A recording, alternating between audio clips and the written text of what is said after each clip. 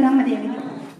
ఒడిలో అల్లారు ముద్దుగా పెరిగి పెద్దవారై ప్రబుద్ధులై జ్ఞాన విజ్ఞాన వేత్తలై విద్యావేత్తలై శాస్త్రవేత్తలై కవులై కళాకారులై అమర శిల్పులై సమరస వేత్తలై విభిన్న మతాల విభిన్న జాతుల కథలై నేడు మన కీర్తిని దేశ విదేశాల ఖండాంతరాలలో నింపిన వీరుల కన్నా వీరమాత, నా జన్మమాత, ఓ భరతమాత.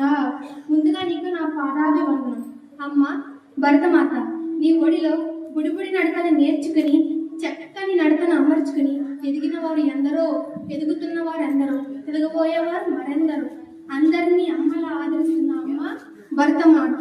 నేనమ్మ నీ బిడ్డను రాణి రుద్రమ్మదేవిని.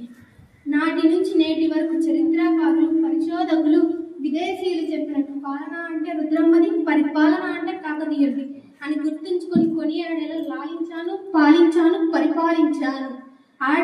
ఆడది అబల అన్న అల్పముద్రను చెప్పివేసి శత్రువుల గుండెల్లో సింహ స్వప్నమై గడగడలాడించాను.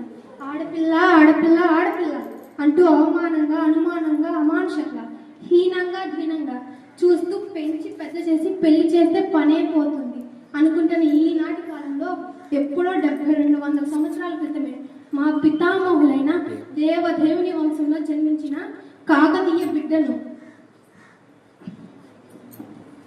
కాకతీయ రాజ్యంపై కన్నేసిన సామంతరాజులను కొన్ని రెప్పపాటు కాలంలో కాళికాదేవికి అర్పించిన నీ బిడ్డనమ్మా నేనమ్మా నేను.